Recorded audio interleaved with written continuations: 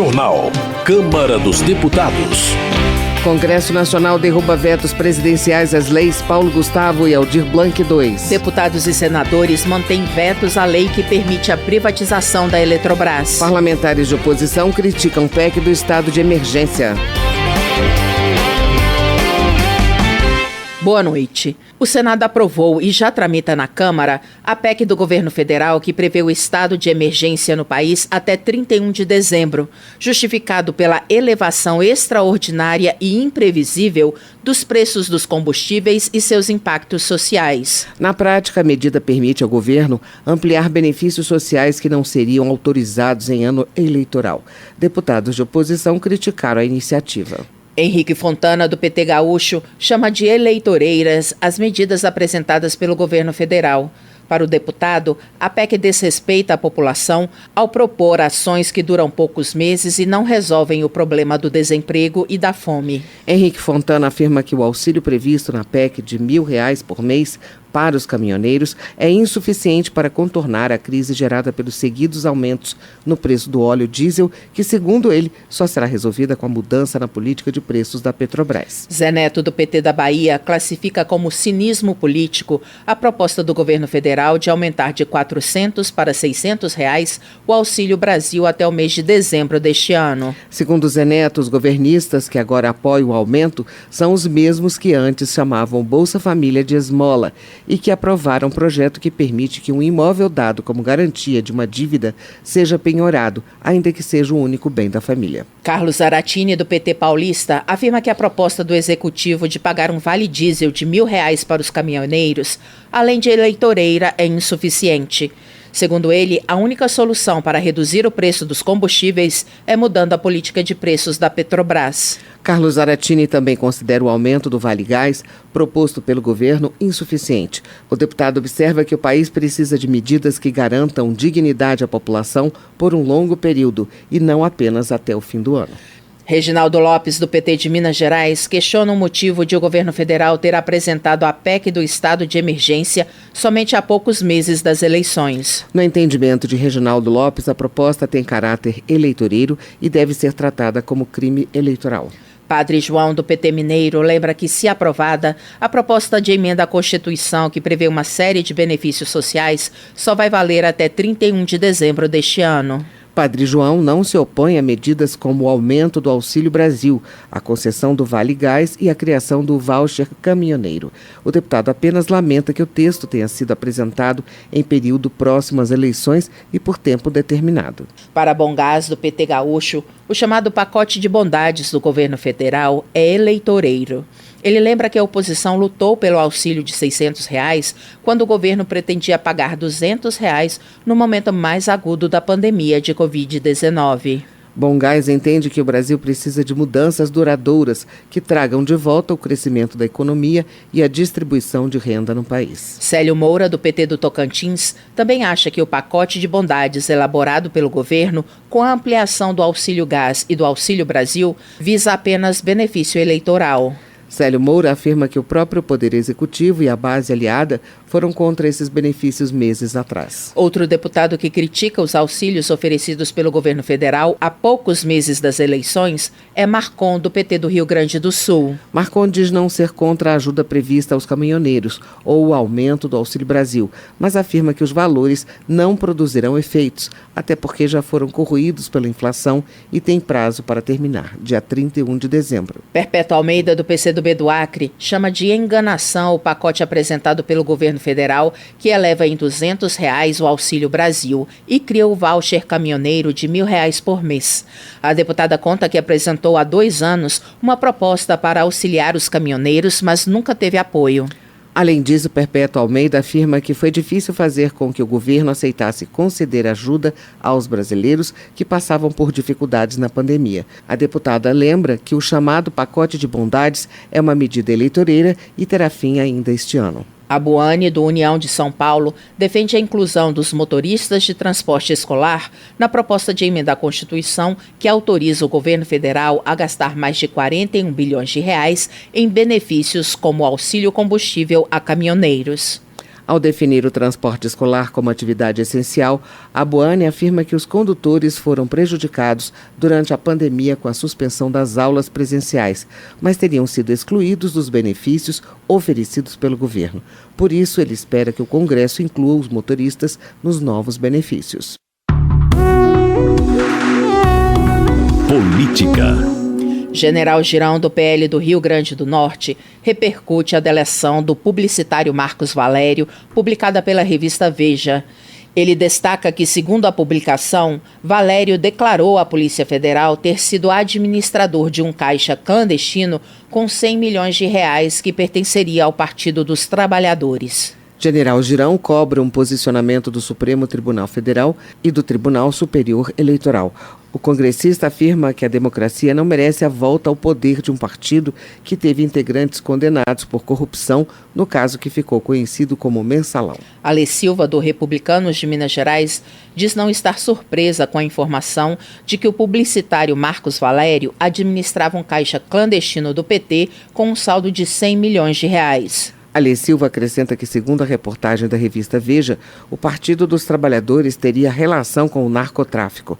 Isso porque o depoimento de Marcos Valério mostraria vínculos do partido com a organização criminosa PCC. Na avaliação de Carlos Jordi, do PL do Rio de Janeiro, a partir da delação do publicitário Marcos Valério, condenado no Mensalão, é possível inferir que o PT estaria envolvido com o crime organizado e também com o assassinato do então prefeito de Santo André, Celso Daniel, em 2002. Carlos Jordi afirma que um contador ligado ao Partido dos Trabalhadores é suspeito de lavagem de dinheiro junto a uma grande organização criminosa, o PCC.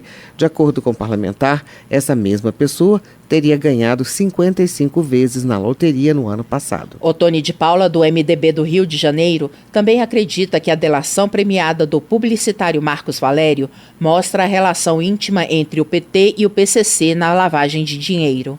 Segundo o deputado, é preciso investigar a denúncia de que o PT tem ligação com a morte do então prefeito de Santo André, Celso Daniel.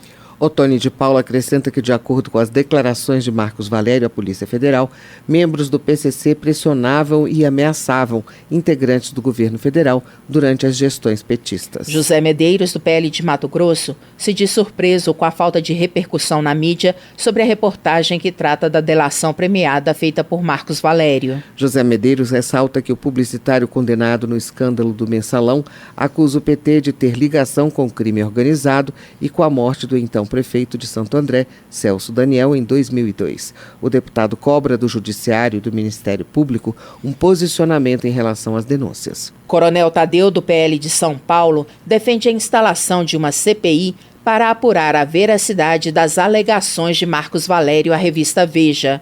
O deputado considera grave a reportagem que trata de delação do publicitário contra o PT e também pede que a justiça não se omita investigando o caso. Coronel Tadeu relaciona casos de corrupção no PT com a morte, em 2002, do então prefeito de Santo André, Celso Daniel. De acordo com o deputado, o assassinato foi cometido pela organização criminosa PCC, que, segundo a delação de Marcos Valério, teria relação com o PT. Educação. Luiz Erundina, do PSOL, apoia a campanha nacional Sou Biblioteca Escolar, lançada na 26ª Bienal Internacional do Livro de São Paulo.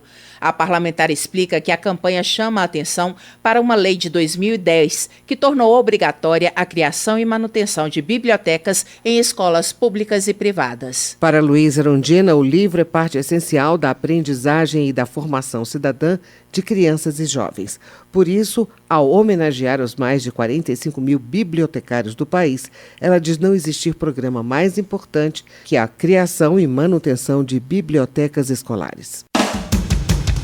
A Câmara chegou ao TikTok. São conteúdos de educação para a democracia em formatos dinâmicos, feitos para dialogar com os novos cidadãos digitais. Compartilhe o que você pensa, que a gente abre espaço para suas ideias. Siga nosso perfil, @Câmara dos Deputados em cd.leg.br/TikTok.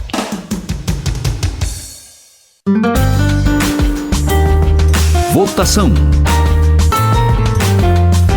Deputados e senadores mantiveram os vetos presidenciais a trechos da lei que permite a privatização da Eletrobras e da lei que quebra patentes de vacinas.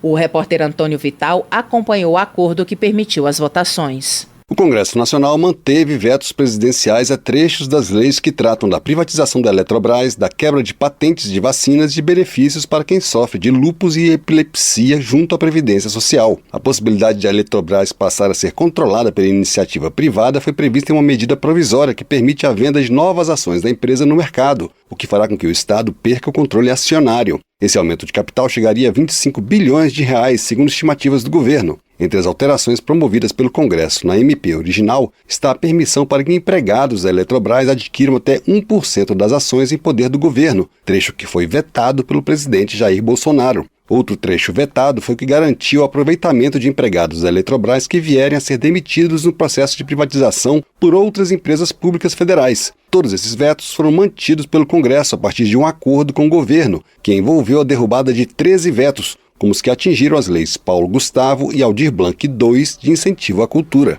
O acordo foi feito pela oposição, com a posição contrária dos deputados do PSOL, como explicou a líder do partido, deputada Sâmia Bonfim, do PSOL de São Paulo. Para nós, era fundamental que também pudesse ser destacado o veto relativo à Eletrobras, que é uma demanda em especial do movimento de trabalhadores, daqueles que lutaram contra a sua privatização, que é a possibilidade de manutenção dos postos de trabalho. Nós insistimos, nós registramos com o líder do governo, mas infelizmente não aceitou que nós pudéssemos fazer esse destaque. Também foi mantido o veto presidencial a trechos do projeto que permite a quebra de patentes de vacinas durante estado de emergência de saúde pública. Um dos trechos vetados obrigava o titular da patente a fornecer as informações necessárias para que outra empresa fabrique o produto, bem como o material biológico essencial à fabricação. Também dentro do acordo feito para apreciação dos vetos, acabou mantido o veto total ao projeto que incluía os portadores de lúpus e epilepsia na lista de doenças que acarretam dispensa do prazo de carência para concessão dos benefícios de auxílio-doença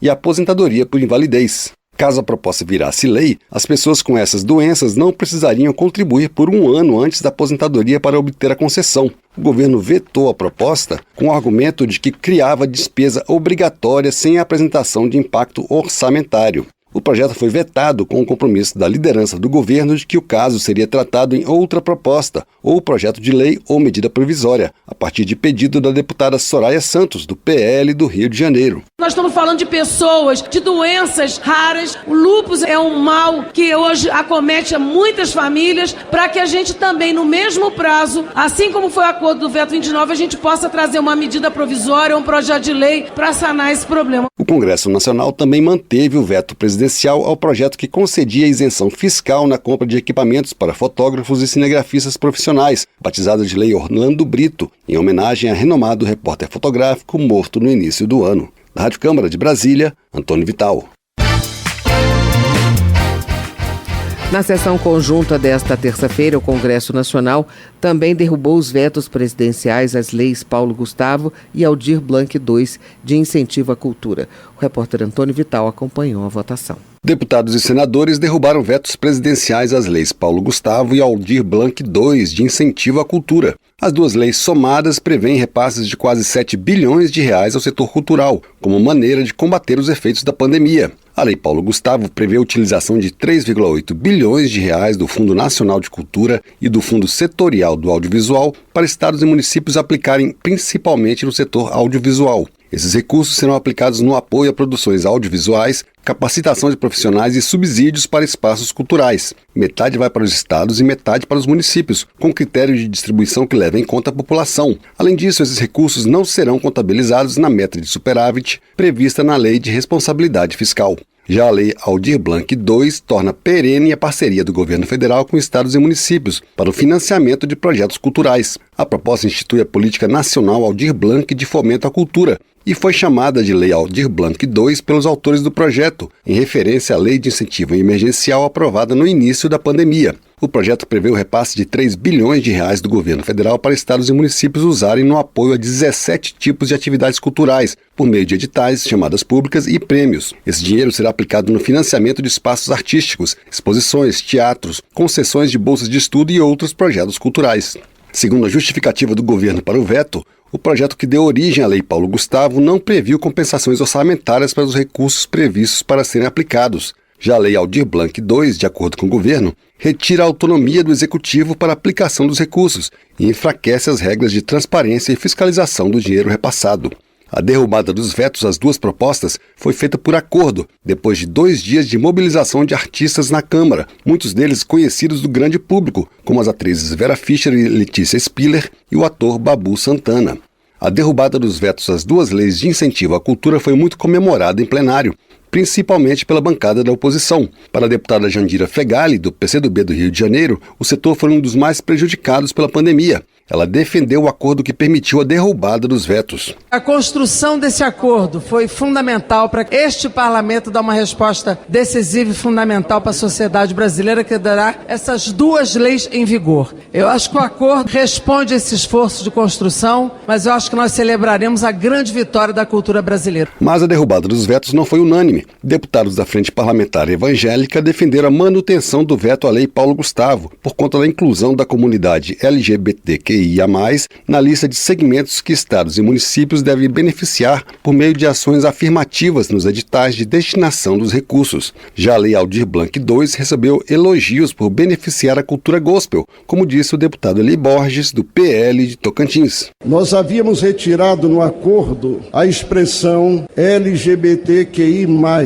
No ordenamento jurídico brasileiro não cabem nomenclaturas, inclusive. Não é discriminação. Com relação ao item de número 18 da Lei Aldir Blanc, nós travamos uma luta nesse parlamento para a inserção da cultura gospel. E ao final foi acatado a inserção da cultura gospel, que é uma das maiores culturas do Brasil. O governo aceitou a derrubada dos vetos às duas propostas em troca da manutenção de outros, como que retirou do projeto que revogou a Lei de Segurança Nacional o trecho que prevê pena de até 5 anos de prisão para divulgação de notícias falsas na internet. A oposição, porém, pediu a retirada desse veto da pauta e ele será apreciado na próxima sessão do Congresso. A deputada Maria do Rosário, do PT do Rio Grande do Sul, argumentou que a proposta é importante demais para ser incluída no meio de um acordo, sem a devida análise. Nós não podemos colocar num pacote de negociação a lei do Estado Democrático de Direito, que modificou a Lei de Segurança Nacional, que tantas vezes chamamos de famigerada Lei de Segurança Nacional, porque vivemos um tempo em que a democracia não pode ser uma palavra vazia,